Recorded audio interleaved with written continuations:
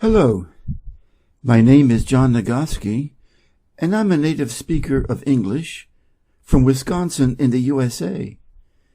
I would like to introduce to you my English reading channel with questions and answers. The Crow in the Pitcher. In this dry weather, when the birds could find very little to drink, a thirsty crow found a pitcher with a little water in it. But the pitcher was high and had a narrow neck, and no matter how he tried, the crow could not reach the water. The poor thing felt as if he must die of thirst. Then an idea came to him. Picking up some small pebbles, he dropped them into the pitcher one by one. With each pebble, the water rose a little higher until at last it was near enough so that he could drink. The moral of the story: don't give up at the first sign of failure. In fact, never give up. Why couldn't the crow drink the water? The pitcher was big. The pitcher was small. The pitcher was half full and the crow couldn't reach it. The pitcher had no water. What idea came from the crow so that he could drink the water? He only ate. He called other animals. He went to another place to find water. He picked up some rocks. What did he do after he picked up some rocks? He ate the rocks. He gave the rocks to other animals. He threw away the rocks. He dropped the rocks one by one into the pitcher. Which of the following means the same as the word pebble? Stone, sand, pitcher, or pole?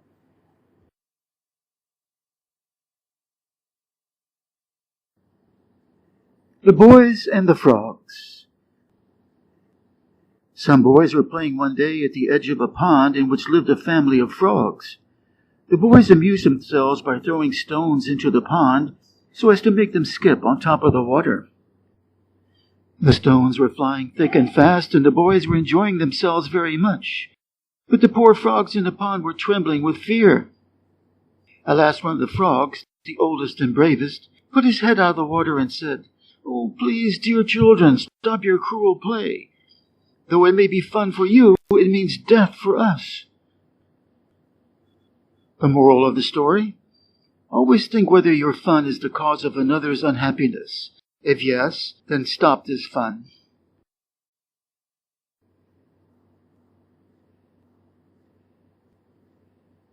What did the boys do when they reached the pond?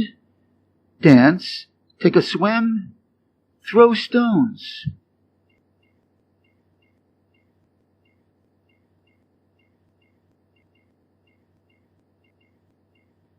Do you think it is appropriate to throw rocks when there's fish and frogs inside the pond? Yes or no?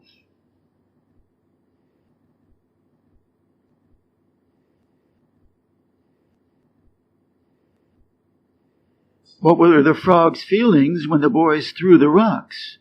Sad, happy, angry, or scared?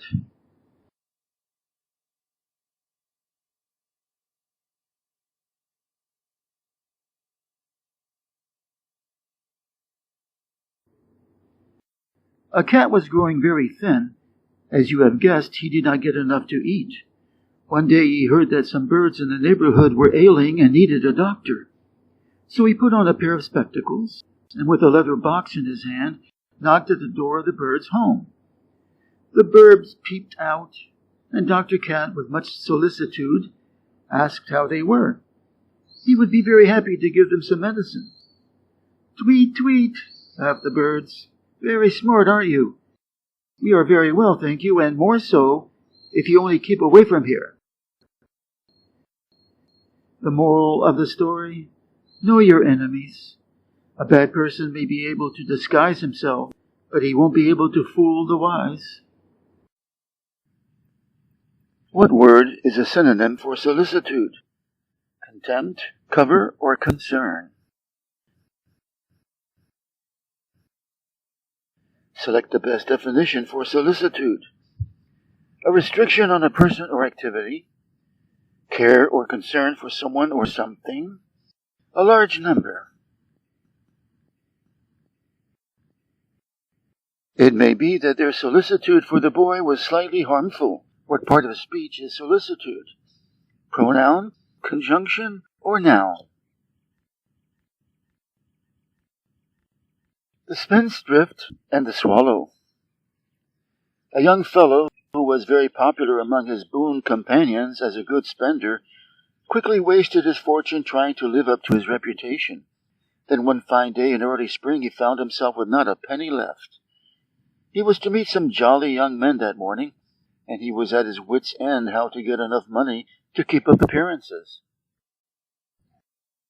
Just then a swallow flew by, twittering merrily, and the young men, thinking summer had come, hastened off to a clothes dealer, to whom he sold all the clothes he wore down to his very tunic. A few days later a change in weather brought a severe frost, and the poor swallow and that foolish young man in his light tunic, and with his arms and knees bare, could barely keep life in their shivering bodies. The moral of the story: one swallow does not make a summer, so unusual events and situations are not to be used as a guide for the rest of your life. Don't draw a conclusion based on a single observation. We tend to jump in the worst possible judgments in the lack of knowledge.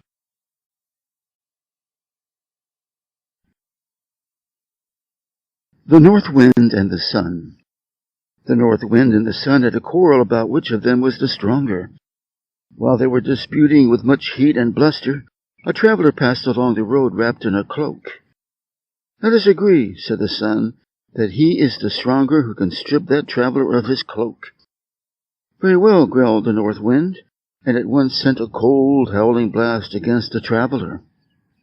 With the first gusts of wind, the ends of the cloak whipped around the traveler's body, but he immediately wrapped it closely around him, and the harder the wind blew, the tighter he held it to him. The North Wind tore angrily at the cloak, but all his efforts were in vain. Then the sun began to shine. At first his beams were gentle, and in the pleasant warmth after the bitter cold of the north wind, the traveler unfastened his cloak and let it hang loosely from his shoulders. The sun's rays grew warmer and warmer. The man took off his cap and mopped his brow. At last he became so heated that he pulled off his cloak, and to escape the blaring sunshine, threw himself down in the welcome shade of a tree by the roadside. The moral of the story: persuasion has the upper hand over pressure. Violence has its limits, but gentleness has none. Always treat others with compassion and warmth.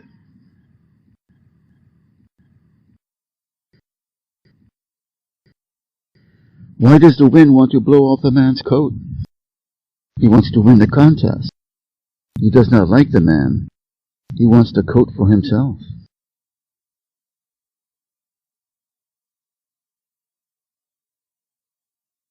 What is the lesson in the story? You can be powerful even if you do not use strength. Be careful.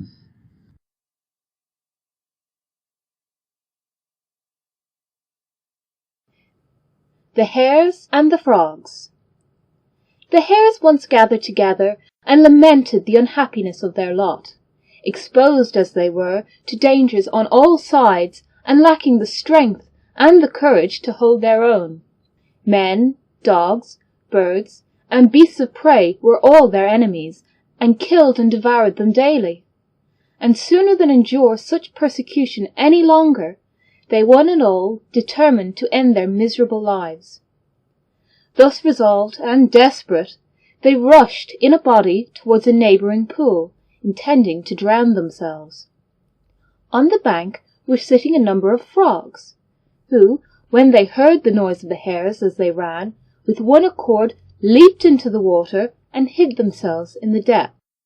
Then one of the older hares, who was wiser than the rest, cried out to his companions, "Stop, my friends! Take heart! Don't let us destroy ourselves after all. See, here are creatures who are afraid of us, and who must therefore be still more timid than ourselves." The moral of the story: There's always someone worse off than yourself. Things aren't as bad as they seem to be. Sometimes you have to take a step back to realize how fortunate you are.